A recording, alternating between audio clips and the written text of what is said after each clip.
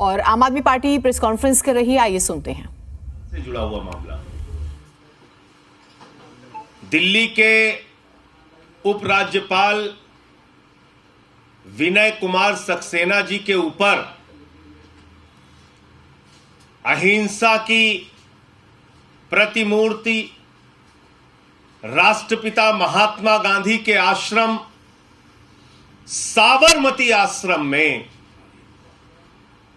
दंगा फैलाने, मारपीट, लड़ाई झगड़ा करने सहित तमाम धाराओं में मुकदमा दर्ज हुआ था।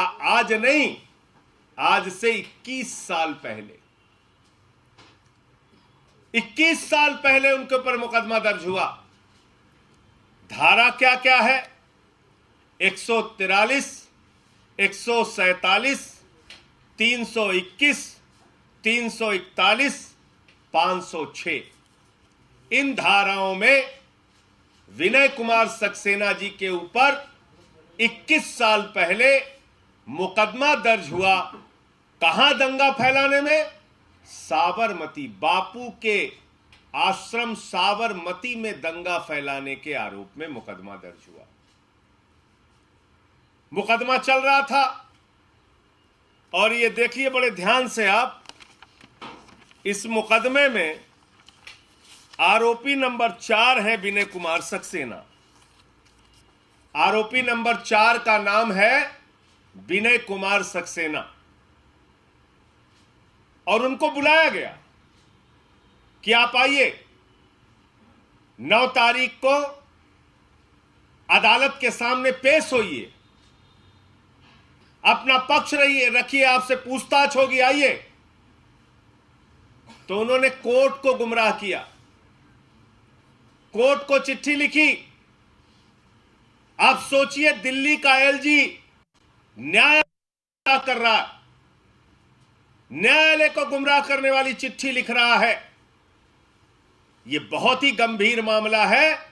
महामहिम राष्ट्रपति जी को इसको संज्ञान में लेना चाहिए। अगर एक एलजी के पद पर बैठा हुआ व्यक्ति कोर्ट को गुमराह कर रहा है तो उसको अपने पद पर रहने का अधिकार नहीं है। और क्या लिख रहे हैं ये न्यायालय को लिख रहे हैं कि हमको गवाही के लिए ना बुलाया जाए, हम न्यायालय के सामने नहीं आएंगे, क्योंकि LG of NCT of Delhi not only presides over the exercise of powers driven from President, but also enjoys greater status of his office, greater than a governor of a state and greater than LG of other union territories। ये लिख रहे हैं न्यायालय को कि इनका ओहदा, इनका पद दूसरे राज्यों के राज्यपाल से भी बड़ा है और दूसरे यूनियन टेरिटरीज के एलजी से भी बड़ा है। तो मैं तो कह रहा हूं प्रधानमंत्री जी, आपके पद के लिए खतरा पैदा हो गया। मैं तो अब तक सुनता था राष्ट्रपति का पद, उपराष्ट्रपति का पद और प्रधानमंत्री का पद। ये कह रहे हैं हम ठीक राष्ट्रपति के नीचे हैं।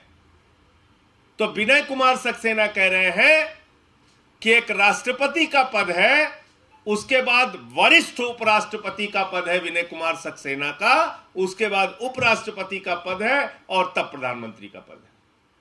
ये बताइए, मैं नहीं कह रहा हूं, ये दिल्ली के एलजी महोदय कह रहे हैं और कह रहे हैं कि हमको छूट दी जाए, हमको छूट दी जाए। हम एलजी हैं, हम गवर्नर से बड़े हैं, हम राष्ट्रपति से थोड़ा नीचे हैं, हमको छूट दी जाए, हम न्यायालय में नहीं आएंगे। क्यों एलजी साहब, आप क्यों नहीं जाओगे?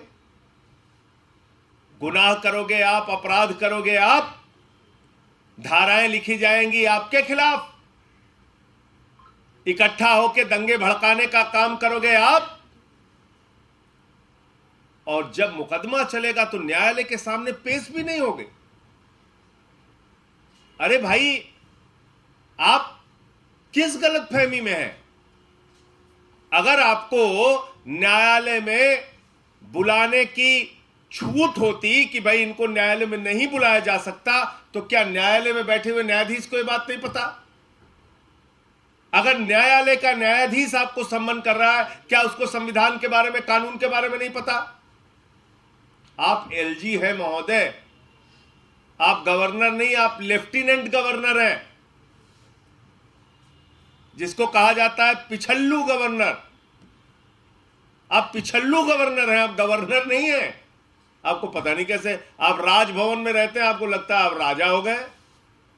आप पूरे पूरे गवर्नर भी नहीं हैं, आप पिछल्लू गवर्नर हैं, पिछल्लू गवर्नर। और आप कह रहे हैं कि आप गवर्नर से भी ऊंचे हैं और राष्ट्रपति से नीचे हैं और दूसरे यूनियन टेरिटरीज के एलजी से भी ऊपर हैं। पता नहीं क्या क्या लिख रहे हैं और आप न्यायालय को गुमराह कर रहे हैं। तो इसलिए मैं महामहिम राष्ट्रपति जी से अपील करूंगा, क्योंकि प्रधानमंत्री जी से अपील करना बेकार है। वो ऐसे ही लोगों को, जिनके विरुद्ध अहिंसा के संत बापू के आश्रम में दंगा भड़काने का आरोप हो, ऐसे लोगों को तो एलजी बनाते हैं, तो प्रधानमंत्री जी क्या करेंगे? लेकिन राष्ट्रपति जी को जरूर इस बात का संज्ञान लेना चाहिए कि न्यायालय को कैसे एक व्यक्ति ने गुमराह करके, एलजी ने गुमराह करके, और 9 तारीख को अपनी पेशी से बचने के लिए यह झूठी चिट्ठी न्यायालय को लिखी है। इनको निर्देश दिया जाना चाहिए कि 9 मार्च को न्यायालय के सामने इन तमाम धाराओं में जो मुकदमे लिखे गए हैं, अपना पक्ष रखने के लिए, अपनी पूछताछ करवाने के लिए एलजी महोदय न्यायालय में जरूर जाएं। यह बात राष्ट्रपति को सुनिश्चित करनी चाहिए। और ये वही एलजी है, याद रखिएगा, भूलिएगा नहीं। ये वही एलजी हैं जो अभी कुछ दिन पहले कह रहे थे कि प्रिसाइडिंग ऑफिसर एमसीडी में मुकेश गोयल को इसलिए नहीं बनाया जा सकता क्योंकि उनके खिलाफ एफआईआर दर्ज है।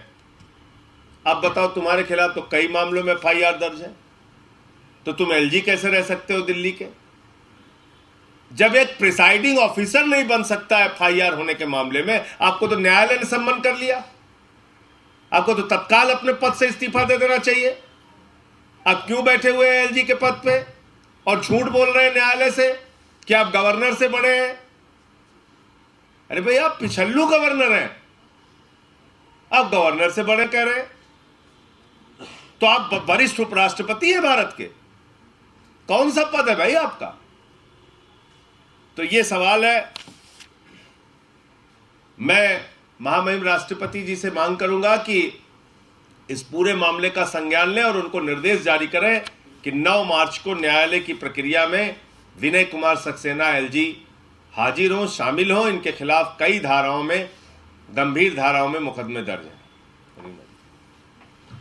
रीना जी अपनी बात कहें। दिल्ली के महामहिम जो एलजी हैं, बहुत ही पहुंचे हुए व्यक्ति हैं। आज तक दिल्ली के इतिहास में इस पद पर या तो रिटायर्ड आईएएस ऑफिसर या रिटायर्ड आईपीएस ऑफिसर रहे हैं। ऐसे लोग जिनको संविधान की जानकारी हो, जो संविधान का रेस्पेक्ट करते हो। लेकिन भारतीय जनता पार्टी ने मोदी तो राष्ट्रपति जी एलजी से कानून का पालन कराए। इस बार ये प्रेस कॉन्फ्रेंस एलजी को लेकर थी। आप नेता संजय सिंह को आप सुन रहे थे और एक विवादित मामले का वो जिक्र कर रहे थे और उसमें नामजद होने का जिक्र कर रहे थे कि विनय कुमार सक्सेना जो इस वक्त दिल्ली के उपराज्यपाल हैं, वो आरोपी नंबर 4 हैं उस मामले में, और उसकी पेशी को लेकर प्रश्न उठा रहे थे।